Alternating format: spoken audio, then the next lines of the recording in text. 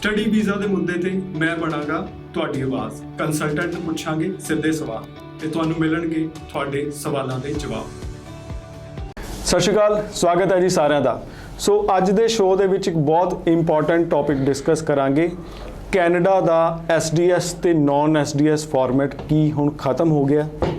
ਬਹੁਤ important topic ਹੈ, ਸੋ show ਨੂੰ ਐਂਡ ਤੱਕ ਜ਼ਰੂਰ ਦੇਖੋ। ਸਾਡੇ ਗੈਸਟ ਨੇ ਬ੍ਰੌਡਵੇ ਇਮੀਗ੍ਰੇਸ਼ਨ ਦੇ ਸੀਨੀਅਰ ਕੰਸਲਟੈਂਟ ਜਗਪ੍ਰੀਤ ਸਿੰਘ ਜੀ। ਸਵਾਗਤ ਹੈ ਜੀ। ਥੈਂਕ ਯੂ ਦੀਪਕ ਜੀ। ਸੋ ਜਗਪ੍ਰੀਤ ਜੀ, ਕੈਨੇਡਾ ਨੇ ਕੀ ਨਾਨ SDS ਤੇ SDS ਦੀ ਜਿਹੜੀ ਆਪਣੀ ਕੈਟੇਗਰਾਈਜੇਸ਼ਨ ਕੀਤੀ ਹੋਈ ਸੀ, ਕੀ ਉਹ ਖਤਮ ਕਰਤੀ ਹੈ?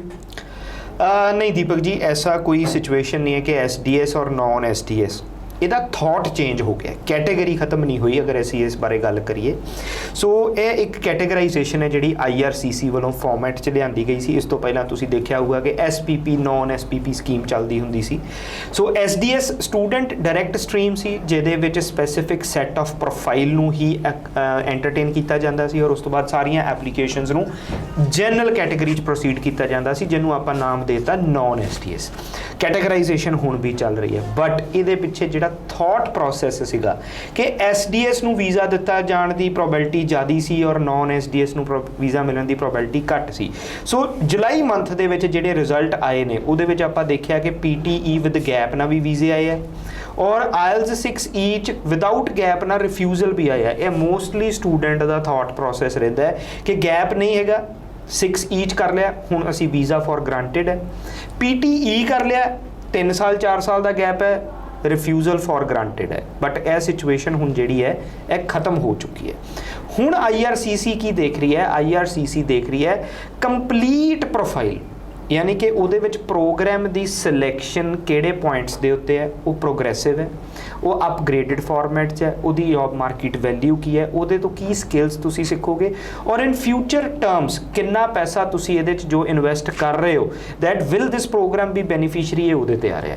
ਫਿਰ ਜਦੋਂ ਇੰਗਲਿਸ਼ ਕ੍ਰੈਡੀਬਿਲਿਟੀ ਦੀ ਗੱਲ ਆ ਰਹੀ ਹੈ ਤਾਂ IELTS PTE TOEFL ਵਰਗੇ ਐਗਜ਼ਾਮਸ ਸਟੂਡੈਂਟ ਦਿੰਦੇ ਨੇ। ਸੋ ਅਗਰ ਇਹਦੇ ਵਿੱਚ ਤਿੰਨਾਂ ਐਗਜ਼ਾਮਸ ਦੇ ਵਿੱਚ ਕ੍ਰੈਡੀਬਿਲਿਟੀ ਆਉਂਦਾ ਹਾਇਰ ਸਾਈਡ ਹੈ, means you show good English credibility skills, ਤਾਂ ਉੱਥੇ ਫਿਰ ਇੰਗਲਿਸ਼ ਕ੍ਰੈਡੀਬਿਲਿਟੀ ਨੂੰ IELTS ਔਰ PTE 'ਚ ਡਿਫਰੈਂਸ਼ੀਏਟ ਨਹੀਂ ਕੀਤਾ ਜਾ ਰਿਹਾ। ਗੈਪ, ਹੁਣ ਗੱਲ ਆਉਂਦੀ ਹੈ ਗੈਪ ਨੂੰ, ਜਿੱਥੇ ਅਸੈਪਟੈਂਸ ਆਪਾਂ ਦੱਸਦੇ ਹਾਂ ਜੀ 1 ਸਾਲ ਦਾ ਗੈਪ ਵੀ ਅਸੈਪਟਡ ਹੈ, 2 ਸਾਲ 3 ਸਾਲ 4 ਸਾਲ 5 ਸਾਲ ਤੱਕ ਦਾ। ਬਟ ਉਹ ਗੈਪ ਦੀ ਅਸੈਪਟੈਂਸ ਕੀ ਹੈ ਕਿ ਉਸ ਗੈਪ ਦੇ ਵਿੱਚ ਜੋ ਵੀ ਤੁਸੀਂ ਜਸਟੀਫਿਕੇਸ਼ਨ ਦੇ ਰਹੇ ਹੋ, ਉਹ ਕਿੰਨੀ ਕੁ ਪ੍ਰੋਫੈਸ਼ਨਲ ਐਸਟੈਬਲਿਸ਼ਮੈਂਟ ਰੱਖਦਾ ਹੈ, ਕਿੰਨੀ ਕੁ ਅਕੈਡਮਿਕ ਇੰਟਰਸਟ ਦੀ ਐਸਟੈਬਲਿਸ਼ਮੈਂਟ ਰੱਖਦਾ ਹੈ ਤੁਹਾਡੇ ਪ੍ਰਪੋਜ਼ਡ ਪ੍ਰੋਗਰਾਮ ਦੇ ਸਿਲੈਕਸ਼ਨ ਦੇ ਵਿੱਚ।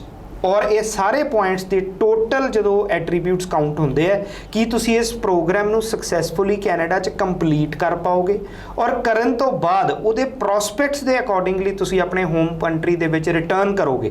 ਸੋ ਇਸ ਬਿਹਾਫ ਤੇ ਅੱਜ IRCC ਵੀਜ਼ਾ ਦੇ ਰਿਹਾ ਹੈ। ਸੋ ਟ੍ਰੈਂਡ ਖਤਮ ਹੋ ਚੁੱਕਿਆ ਕਿ SDS ਫਾਈਲ ਲਾਤੀ ਤਾਂ ਵੀਜ਼ਾ ਟੇਕਨ ਫॉर ਗ੍ਰਾਂਟਡ ਹੈ। ਇਸ ਥਾਟ ਚੋਂ ਬਾਹਰ ਹੁਣ ਕੰਸਲਟੈਂਟਸ ਨੂੰ ਵੀ ਆਉਣਾ ਪਊਗਾ ਔਰ ਸਟੂਡੈਂਟਸ ਨੂੰ ਵੀ ਆਉਣਾ ਪਊਗਾ। ਸੋ ਸਟੂਡੈਂਟਸ ਵੀ ਆਪਣੀ ਜਿਹੜੀ ਫਾਈਲ ਲਗਾਉਣੀ ਹੈ ਉਸ ਤੋਂ ਪਹਿਲਾਂ ਜ਼ਰੂਰ ਤੁਸੀਂ ਧਿਆਨ ਰੱਖੋ, ਕਿਉਂਕਿ ਕਈ ਫਾਈਲਾਂ ਜਿਹੜੀਆਂ ਸੀ ਬਹੁਤ ਵਧੀਆ ਪ੍ਰੋਫਾਈਲਸ ਜਿਹੜੇ ਮੰਨੇ ਜਾਂਦੇ ਆ ਕਿ ਹਾਂਜੀ IELTS ਸਕੋਰ ਬਹੁਤ ਵਧੀਆ 6E 'ਚ, ਫਿਰ ਵੀ ਰਿਫਿਊਜ਼ਲ ਕਿਉਂ ਆ ਗਈ? ਕਿਤੇ ਨਾ ਕਿਤੇ ਉਹ ਕੁਐਸਚਨ ਮਾਰਕ ਦਾ ਵੀ ਜਵਾਬ ਹੈ ਜਗਪ੍ਰੀਤ ਜੀ ਦੀਆਂ ਇਹ ਗੱਲਾਂ ਦੇ ਵਿੱਚ ਕਿ ਇਹ ਸਾਰੀਆਂ ਚੀਜ਼ਾਂ ਹੁਣ ਸ਼ਿਓਰਟੀ ਨਹੀਂ ਹੈਗੀ ਕਿ SDS ਬਣ ਗਿਆ ਤੇ ਸ਼ਿਓਰਟੀ ਆ ਗਈ। ਬਾਕੀ ਜਿਹੜੇ ਪੈਰਾਮੀਟਰ ਹੈ ਉਹਨਾਂ ਨੂੰ ਇਗਨੋਰ ਨਹੀਂ ਕੀਤਾ ਜਾ ਸਕਦਾ।